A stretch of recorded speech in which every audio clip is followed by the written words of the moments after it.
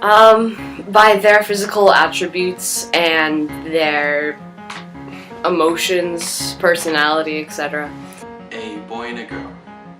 I consider a male and a female to be gender. I think gender is just how someone identifies themselves. The increase in the question of what constitutes gender identity, and a lot of it has to do with I don't know whether it has to do with more acceptance of that conversation or whether there are actually people thinking about it more. Maybe it's a little bit of both. That like women are weaker than men and men are somehow more superior that way, which I guess in some cases like maybe it's true. Could be true, but in lots of cases it's not. I think the biggest gender stereotype is that girls should be girly and feminine all the time, and guys need to act, manly and masculine, and I think that gets in the way of people showing who they truly are and showing people how they feel. Women dress in dresses/skirts. Men have jeans and a t-shirt. That girls are a lot more emotional than guys. That guys aren't very sensitive or caring. One of the biggest is the males work and the females stay home and do the boring stuff. Women like pink, men like blue. Always pay for them, always open the door for them, always tuck their seat in for them, and always be polite, Well, I don't go on dates since I'm 12. Females, because they're still not equally treated like men, such as, like employment. They're still getting paid less than men, even though they possibly do the same work as men or even better, but they still get paid less.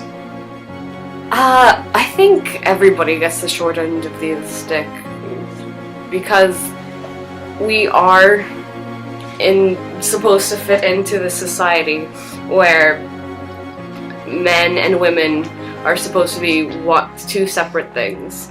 I can't really speak to that in terms of giving a definitive answer, but from my own experiences, I can say that I haven't always conformed to female gender role stereotypes, even though I identify as female. Everyone gets the short end of the stick because we're all forced into these gender normalities and stereotypes, and we all feel like we have to act a certain way in order to fit into society.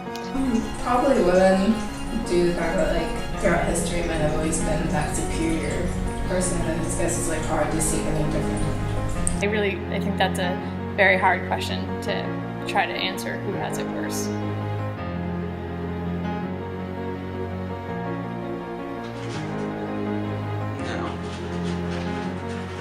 No, I did not know that, and that's pretty surprising to me, actually.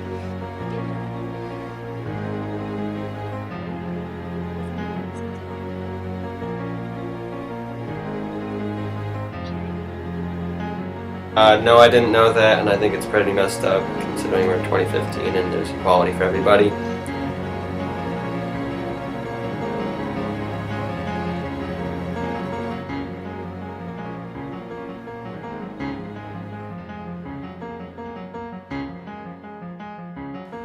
Honestly, I think that they don't need to know that. Little Johnny, who's 10, does not need to know what a transsexual is, so I don't think that they would be mature enough and to be able to handle that type of information, so I think that should stay out of the school systems for now.